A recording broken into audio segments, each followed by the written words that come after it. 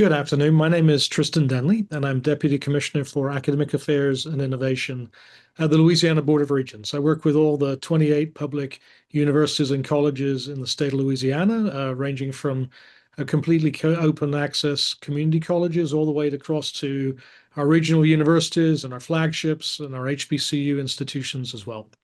It's my pleasure to talk about the work that's happening in Louisiana and has been over the last few years as we have scaled developmental education reform. This has really been going on for the last 4 or 5 years at least, but really in many ways that's been the end of a decade's worth of work to really take a good hard look at the way that developmental education was working in our state. What I'll tell you is that the baseline data in Louisiana for students who began in developmental math was that 11% of those students ever completed a credit-bearing math class. In English, it was a little better. It was at 12%. And so that was the framework for us to really take a good hard look at what it would mean for us to scale co-requisite remediation across our state. And so that's what we've been doing the last few years.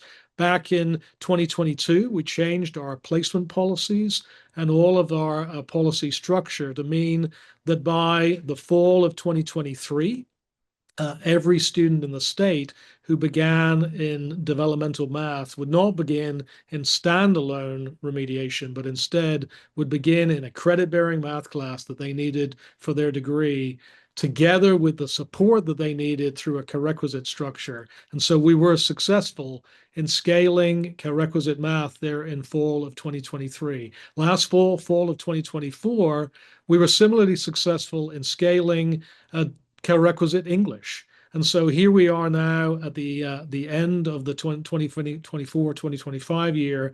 And in Louisiana, we have completely scaled co-requisite remediation for all of our 2- and 4-year institutions in the public sector. No more standalone developmental education in Louisiana at all. And what I'm happy to tell you is that those initial baseline results of 11 and 12% have been completely changed. That when we fully scaled math co-requisite, even in that very first year, that 11% turned into 52%, almost a 5-fold increase in success. And similarly, in English, we already have the results from last fall, and that 12% has turned into 60%. Just unbelievable changes. And of course, I don't need to persuade you that those kinds of changes impact students across all of our majors, across all of our institutions, and have profound impact on retention and graduation rates.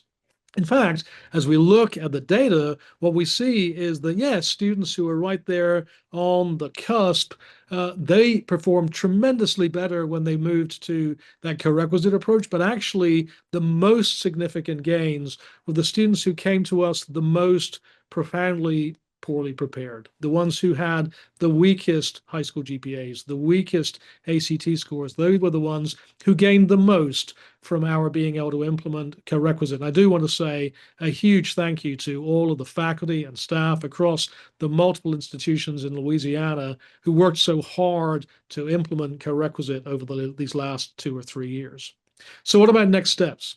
Next steps, we're of course not sitting on our laurels. We want to see that 52 and that 60% increase. And the way that we're doing that is that we are really taking a good hard look at pedagogy, about what kinds of strategies we can take right there into the classroom for faculty to use on a day-to-day basis. And the main secret that we are using for that, main strategy that we're using for that, is around learning mindsets. What we see is that those students who are unsuccessful in co-requisite math and co-requisite English, largely their lack of success can be correlated to the way in which they understand themselves as learners and the way that they interact with the learning environment around them. And so, as a strategy, we have been providing professional development for faculty who are teaching co-requisite math and co-requisite English to learn classroom strategies based around growth mindset, around purpose and value, around belonging and inclusion, because what we see is that by helping faculty to know how on a day-to-day basis they can use those kinds of strategies in the classroom, That's the secret to moving the needle still further to help many more students in Louisiana be successful in those crucial math and English classes. So again, a big thank you to faculty and staff all across our state for their willingness. And I very much want to thank you for listening to the work that's happened in Louisiana. Bye now.